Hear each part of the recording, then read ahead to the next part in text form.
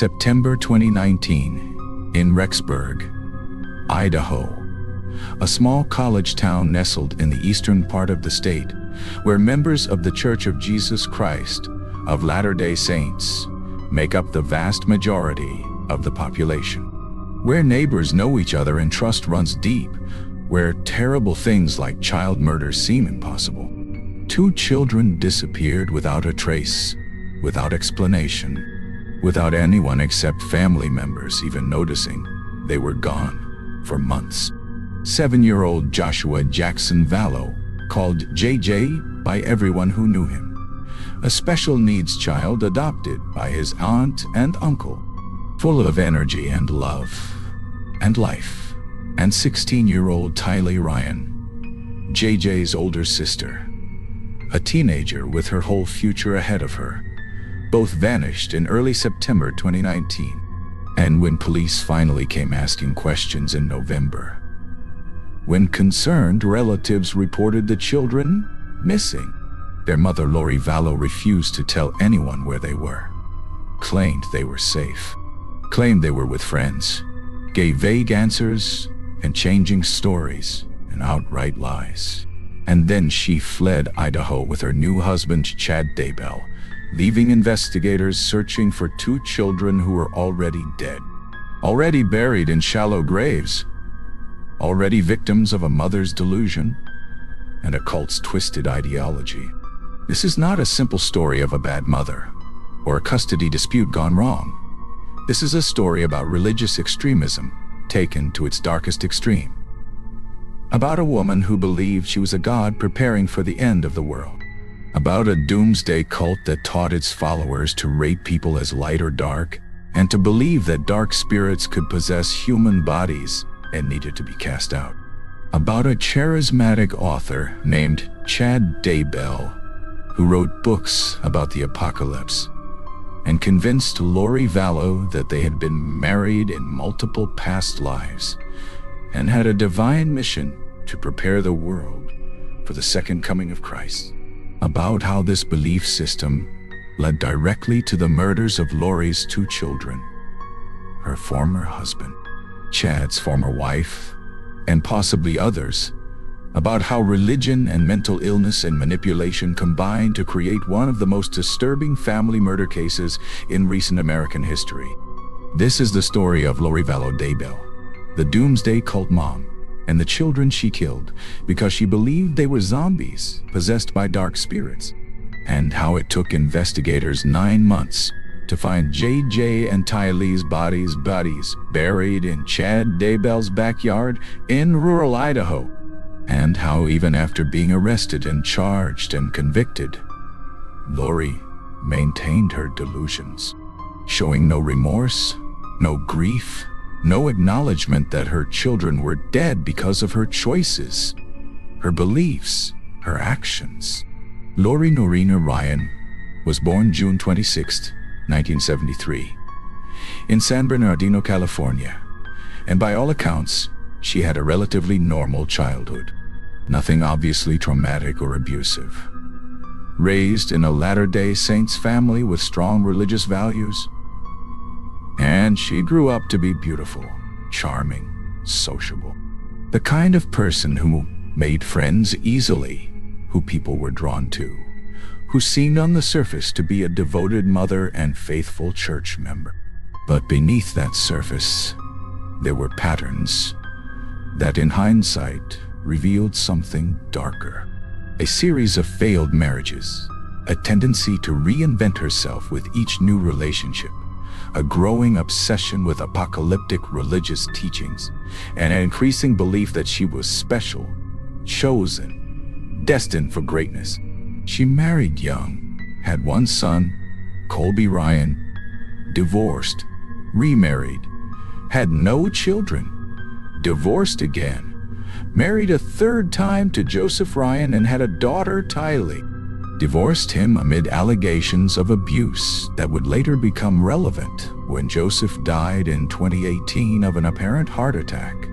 though questions about the circumstances remain unanswered. In 2001, Lori married Charles Vallow, a businessman and together they adopted Charles's nephew, Joshua Jackson Vallow, called JJ, born in 2012, with autism and special needs. And for a while, the family seemed happy, stable, living in Arizona, active in their LDS ward, attending church regularly, and Charles was by all accounts a devoted father to both JJ and Tylee, loving them, providing for them, trying to give them normal, happy childhoods. But around 2018, something began to change in Lori, something that Charles noticed and became increasingly alarmed about. Because Lori started getting involved with extreme religious teachings through podcasts and online groups focused on preparing for the end times, on near-death experiences, on visions of the afterlife, and particularly the teachings of an author named Chad Daybell, who wrote books about the apocalypse and claimed to have special knowledge about preparing for the second coming of Christ. And Lori became obsessed with these ideas, convinced that she had special spiritual gifts, that she could see people's past lives, that she had been married to Chad Daybell in previous lifetimes, and that together they had a divine mission to prepare 144,000 people for the apocalypse. By late 2018 and early 2019, Charles Vallow was desperately worried about his wife's mental state because Lori told him she was a god sent to lead the 144,000. She told him that he had been possessed by a dark spirit named Nick Schneider and was no longer Charles, but this dark entity. She told him their marriage was over because she was meant to be with Chad Daybell. And when Charles tried to have her committed for psychiatric evaluation, tried to protect JJ and Tylee from what he saw as increasingly dangerous delusions, Lori Vallow's brother, Alex Cox, showed up at Charles's home in January 2019, sought custody of JJ, wrote in court documents that he believed Lori was a danger to herself and others, that she had threatened to murder him, that she believed she was receiving revelations from beyond. And tragically, terrifyingly, Charles Vallow would be proven right. Because on July 11, 2019, Alex Cox shot and killed Charles Vallow in Chandler, Arizona, claiming self-defense, claiming Charles had attacked him with a baseball bat. And police initially accepted this story, ruled the shooting justified, didn't charge Alex Cox with any crime, had no idea they were looking at the first murder in a series that would eventually claim at least 4 lives and possibly more. After Charles's death, Lori collected his life insurance money, approximately $430,000, money that Charles had intended for JJ's care, and that Lori had tried to access even before Charles was cold in the ground. And she moved to Rexburg,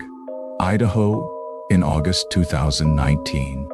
following Chad Daybell, who lived there with his wife Tammy and their 5 children, and Lori enrolled JJ in school in Rexburg, tried to maintain some appearance of normalcy. But by September 2019, both children would be dead, and Lori would begin telling people they were staying with relatives or were at college or were safe somewhere else, giving different stories to different people, never providing any proof,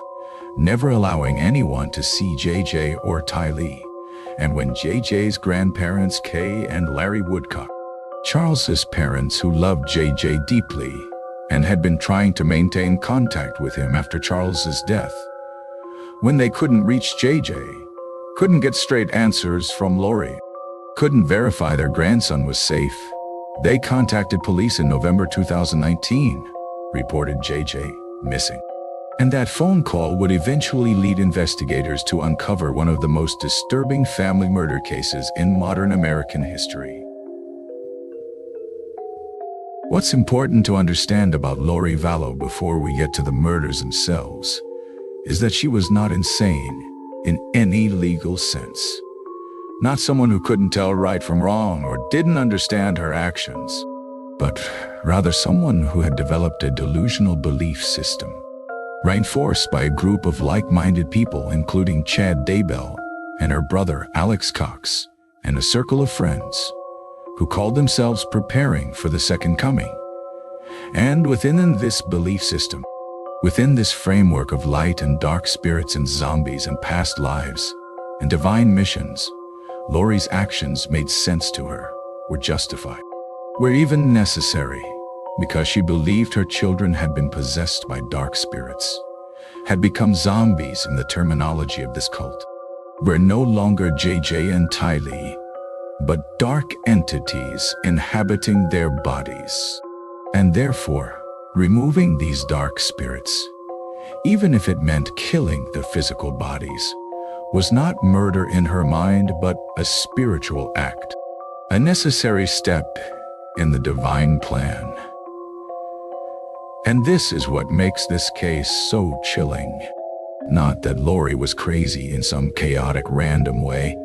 but that she had a coherent belief system shared by others that led her methodically, deliberately to murder her own children and believe she was doing the right thing. Chad Daybell was born August 11, 1968, in Provo, Utah, grew up in a Latter-day Saints family, served a mission for the LDS Church in New Jersey, married Tammy Douglas in 1990, had 5 children, worked as a cemetery sexton and grave digger, which would later seem darkly appropriate, and started a small publishing company called Spring Creek Book Company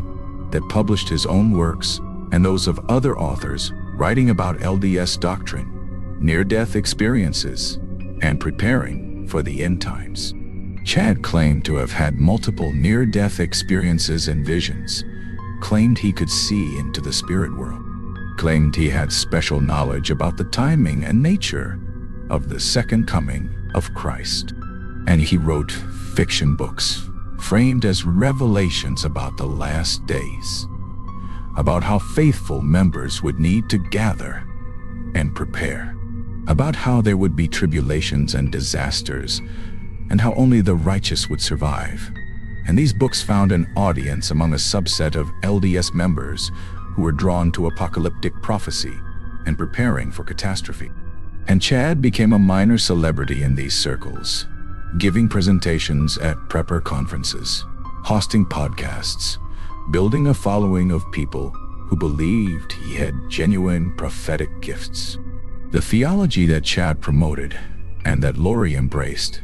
was a distorted version of LDS doctrine mixed with New Age beliefs and Chad's own inventions.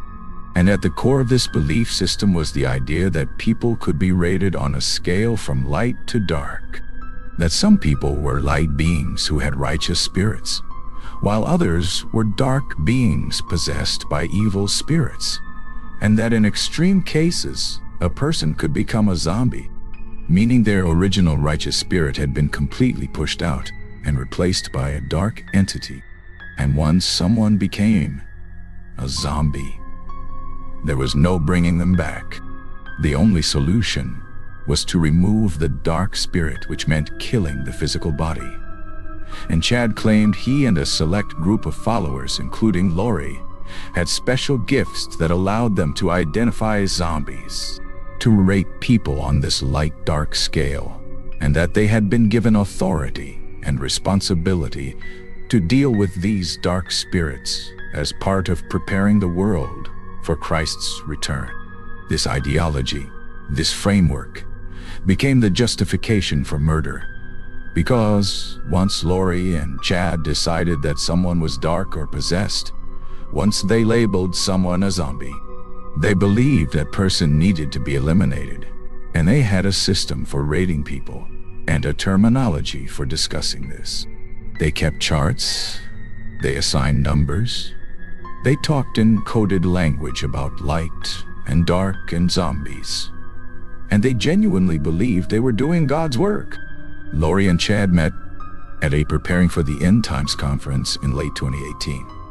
and according to people who knew them, The connection was immediate, intense, based on their shared belief that they had been married to each other in multiple past lives, going back thousands of years, that they were divine beings who had chosen to come to Earth at this specific time to fulfill a mission of gathering the 144,000 spoken of in the book of Revelation, and that their current spouses, Charles Vallow and Tylee Daybell, were obstacles to this divine mission, impediments that needed to be removed. And here's where the belief system becomes murderous. Because Lori and Chad didn't just fall in love and have an affair and get divorces like normal people. Instead, they started planning the deaths of their spouses, started rating their family members as dark or possessed, started discussing how to remove these obstacles in ways that would look natural or accidental or justified. And they brought others into this conspiracy, particularly Lori's brother Alex Cox, who became the enforcer, the one who would actually commit the murders, who killed Charles Vallow in July 2000, who was present when both JJ and Tylee disappeared in September 2019, and who probably killed Tylee Daybell in October 2019, though he died himself in December 2019, before he could be charged with any crimes. The circle of people involved in or aware of these beliefs included Melanie Gibb and David Warwick. Friends of Lori and Chad who attended religious discussions and participated in phone calls where people's light-dark ratings were discussed. And while Melanie and David were never charged with crimes and ultimately cooperated with investigators, providing crucial testimony about what Lori and Chad believed and what they said about the children. The fact that multiple adults participated in these discussions, heard Lori and Chad talk about people being zombies, heard them discuss removing dark spirits, and didn't immediately contact police or child protective services, shows how a shared delusional belief system can normalize the abnormal, can make terrible things seem reasonable within the framework of the belief. And this is one of the most disturbing aspects of cult behavior. How good people can be drawn into accepting, or at least not challenging, ideas that from the outside seem obviously dangerous and wrong. Because once you accept the basic premise, once you believe in the light-dark rating system and zombies and divine missions, then everything else follows logically within that framework, even if it leads to murder. The sequence of deaths began with Charles Vallow on July 11, 2019, shot by Alex Cox, in what was ruled at the time as self-defense, but what investigators now believe was a planned murder, because Charles was in the process of divorcing Lori, had changed his life insurance beneficiary, was fighting for custody of JJ, and was an obstacle to Lori's plans with Chad, and removing him cleared the way for Lori to collect insurance money, to gain full control of JJ, and to move forward with her relationship with Chad Daybell. Tylee Ryan was last seen alive on September 8, 2019, when she went with Lori and Alex Cox to visit Yellowstone National Park. And then there's a photo of Tylee at the park that day, the last confirmed image of her alive. And after that day, nobody outside the family ever saw Tylee again. And based on cell phone data and witness testimony and the condition of her remains when they were eventually found, investigators believe Tylee was killed on September 9, 2019, possibly at Lori's apartment in Rexburg, and that Alex Cox helped dispose of her body. And then Lori enrolled JJ in school on September 3rd as if everything was normal, as if Tylee was fine, just staying with friends or busy with her own activities, maintaining a facade while her daughter was already dead. JJ Vallow was last seen alive on September 22, 2019, when Lori withdrew him from Kennedy Elementary School in Rexburg, telling the school that she would be homeschooling him. And the last person outside the family to see JJ alive was a babysitter who watched him on September 22nd. And after that day, JJ disappeared completely, and based on evidence and testimony from the trial, investigators believe JJ was killed on the night of September 22nd or early morning September 23rd, that Alex Cox and possibly Chad Daybell helped with the murder and disposal of the body, and that JJ's body was then buried in Chad Daybell's backyard in a shallow grave covered with wood and dirt. And Lori immediately began telling different stories about where JJ was, telling some people he was with relatives, telling others he was in Arizona,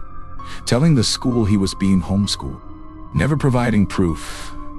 never allowing anyone to actually see JJ, maintaining the lie while her 7-year-old special needs son was buried in the ground. On October 19, 2019, just weeks after JJ and Tylee were killed, Chad Daybell's wife Tammy died suddenly and unexpectedly at their home, and Chad claimed she died in her sleep of natural causes, said she had been sick, had been coughing, and he didn't want an autopsy, just wanted a quick burial. And initially authorities accepted this because Tammy was only 49 years old, but not obviously unwell. And Chad was a respected member of the community, and there was no immediate reason to suspect foul play. But 17 days later, on November 5, 2019, Chad married Lori in Hawaii, a wedding that took place while JJ's grandparents were desperately trying to locate their grandson, while Tylee's friends were wondering why she wasn't responding to messages, while the bodies of 2 children were buried in Chad's backyard, and nobody except the killers knew. And this timing, this quick remarriage right after Tammy's death, eventually raised suspicions with investigators who exhumed Tammy's body in December 2019 and determined she had been asphyxiated, murdered, killed so that Chad could be free to marry Lori. And this 4th murder showed that the Doomsday cult's body count extended beyond the children, that anyone who was an obstacle or who was rated as dark was at risk. The investigation intensified in November 2019 when JJ's grandparents, Kay and Larry Woodcock, contacted police in Rexburg, explained that they hadn't been able to reach JJ, that Lori was giving vague and changing answers about his whereabouts, that they were deeply concerned for his safety. And when police conducted a welfare check at Lori's apartment on November 26, 2019, Lori told them JJ was staying with a friend in Arizona, gave them a name. But when police followed up, the friend said she didn't have Jay, hadn't seen him in months, had no idea where he was. And when police returned to Lori's apartment the next day, Lori and Chad had fled, packed up and left Rexburg overnight. And this flight was essentially an admission of guilt, because innocent parents don't run when police ask to see their children, don't flee the state and refuse to cooperate, don't hire lawyers and refuse to say where their children are. While Lori and Chad hid in Hawaii, living in a beach condo, taking photos of themselves, smiling and swimming and enjoying themselves, while the nation searched for 2 missing children. While JJ's grandparents appeared on national news begging for information, while Tylee's friends organized searches and vigils, investigators in Idaho worked the case methodically, building a timeline, tracking cell phone data, interviewing witnesses, executing search warrants, and slowly the truth emerged. Piece by piece, witness by witness, phone record by phone record, showing that JJ and Tylee had been killed in September, that their bodies were likely on Chad Daybell's property, that Lori and Chad were responsible, and that a bizarre doomsday cult belief system was the motive. On June 9, 2020, 9 months after the children disappeared, investigators executed a search warrant at Chad Daybell's property in rural Idaho. And with cadaver dogs and ground-penetrating radar and methodical excavation, they found first Tylee's remains, burned and dismembered and buried in a fire pit, and then JJ's remains, wrapped in plastic and duct tape, buried in a shallow grave, his little body still wearing red pajamas. And the discovery of these bodies, the confirmation that JJ and Tylee were dead, that they had been murdered and buried and hidden while Lori and Chad lied and fled and showed no remorse, devastated everyone who had known and loved these children, and turned public opinion decisively against the so-called Doomsday couple. Chad Daybell was arrested immediately on June 9th, 2020, when the bodies were found on his property, charged with concealing or destroying evidence, and later charged with conspiracy to commit murder and first-degree murder,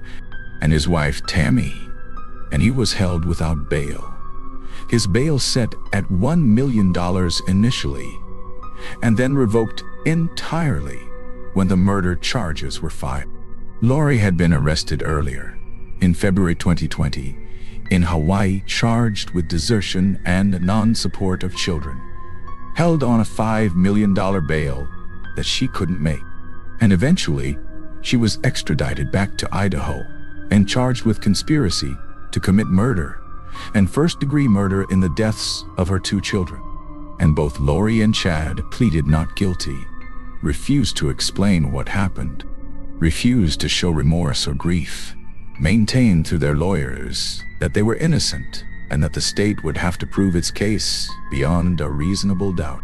The prosecution's case was built on a mountain of evidence, cell phone records showing that Lori, Chad, and Alex Cox were all at Chad's property on the days the children's bodies were buried, text messages between Lori and Chad discussing light and dark ratings and zombies, testimony from Melanie Gibb and David Warwick about the doomsday beliefs, and about Lori asking Melanie to lie to police about JJ's whereabouts, financial records showing life insurance payments and attempts to access Charles Vallow's money, and most damningly, the bodies themselves, JJ and Tylee, buried in Chad's backyard in ways that required planning and assistance and showed consciousness of guilt. The defense's strategy was limited because the facts were overwhelming. They couldn't explain away the bodies, couldn't explain the lies, couldn't explain the flight to Hawaii. So they tried to create reasonable doubt by suggesting that Alex Cox, who died in December 2019 of what was ruled natural causes,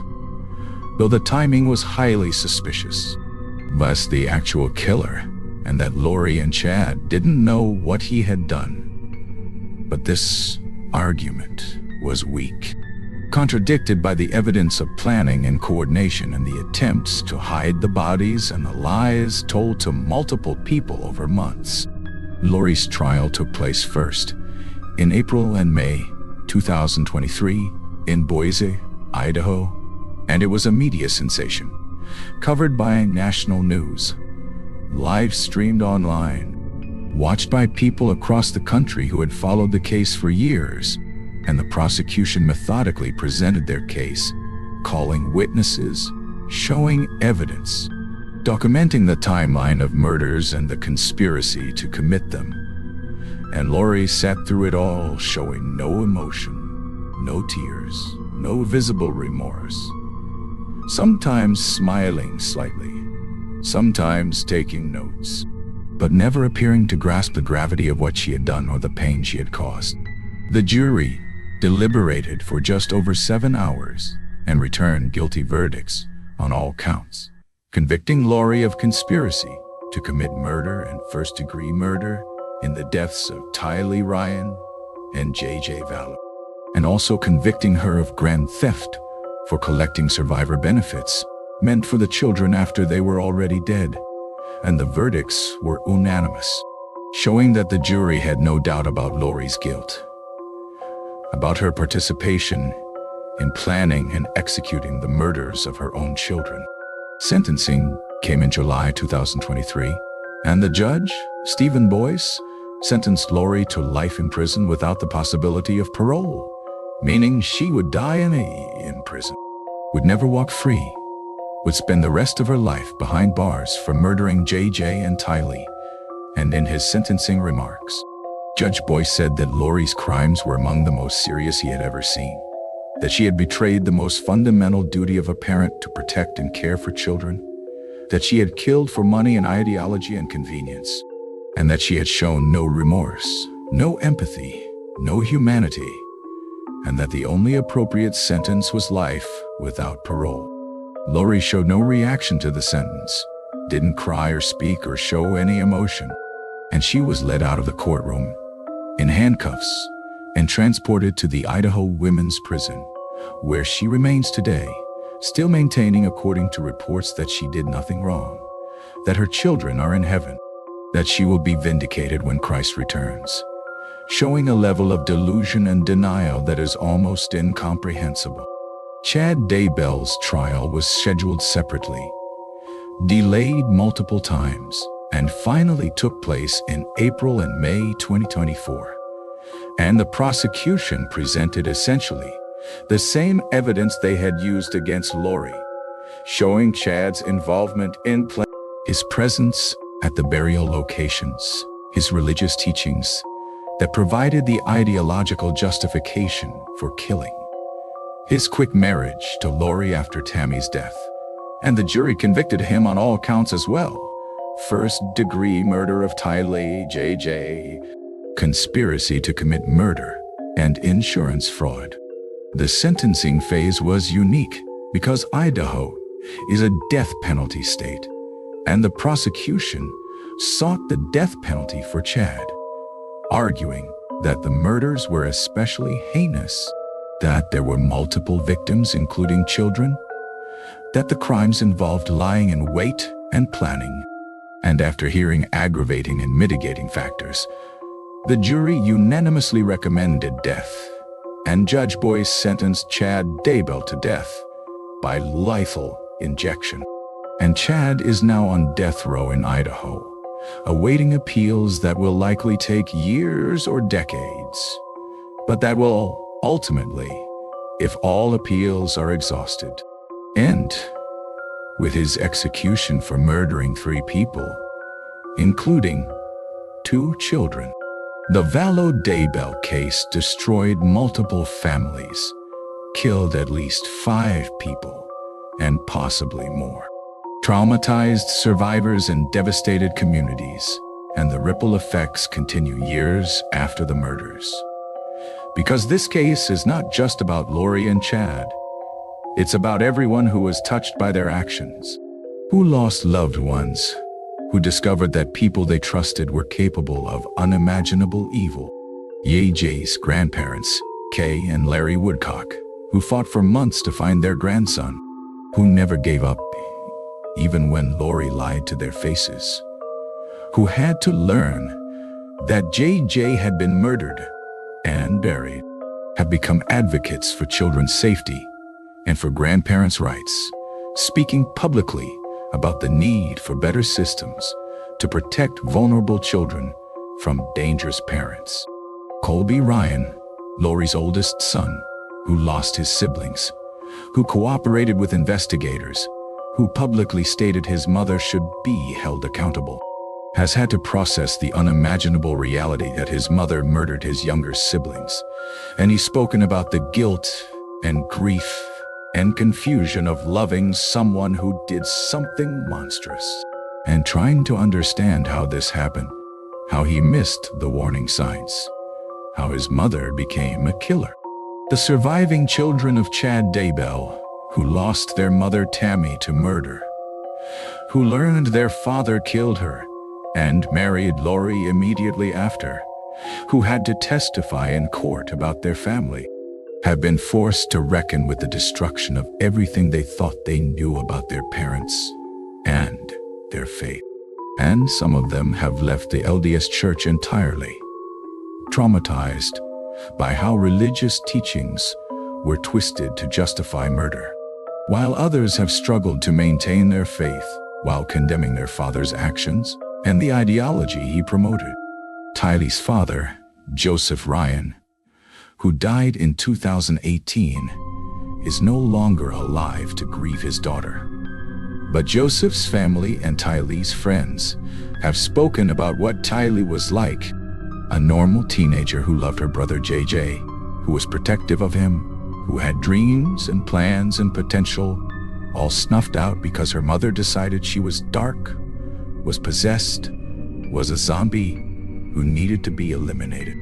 And the tragedy is multiplied by knowing that Tylee likely understood what was happening, may have witnessed JJ's murder or known he was in danger, was old enough to be terrified and to know her mother was going to kill her. The case raised important questions about how cults operate, how extremist religious beliefs develop and spread, how charismatic leaders like Chad Daybell attract followers,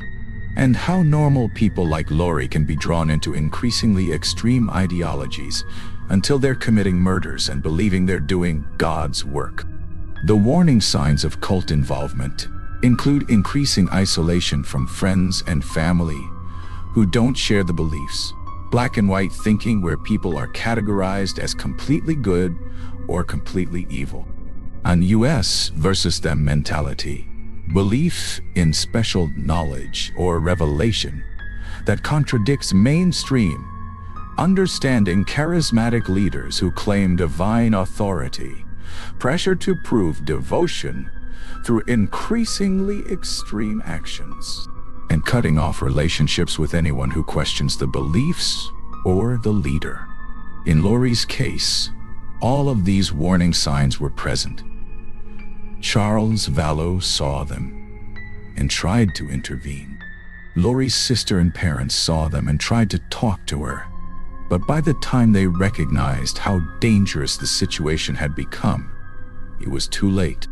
The children were dead, and Lori was completely committed to the ideology that justified their murders. The failure of the system to protect JJ and Tylee is one of the most painful aspects of this case, because there were multiple intervention points where someone with authority could have stepped in and potentially saved these children's lives. But the interventions didn't happen or weren't strong enough.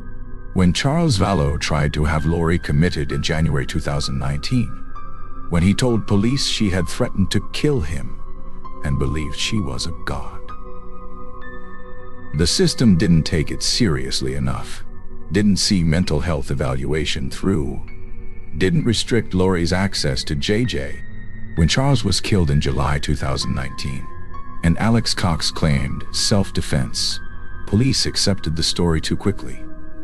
didn't investigate thoroughly enough, didn't see the shooting as part of a pattern. When Lori moved to Idaho and enrolled JJ in school, the school didn't question why Tylee wasn't enrolled, didn't follow up when JJ was suddenly withdrawn. When JJ's grandparents expressed concerns to police,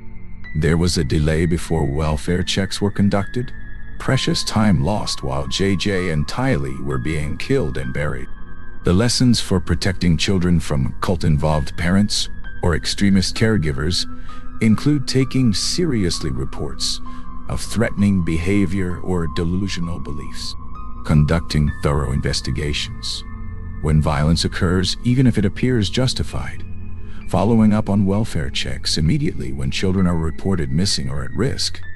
coordinating between jurisdictions when families move between states, and recognizing that religious belief can be twisted into dangerous ideology, and that faith communities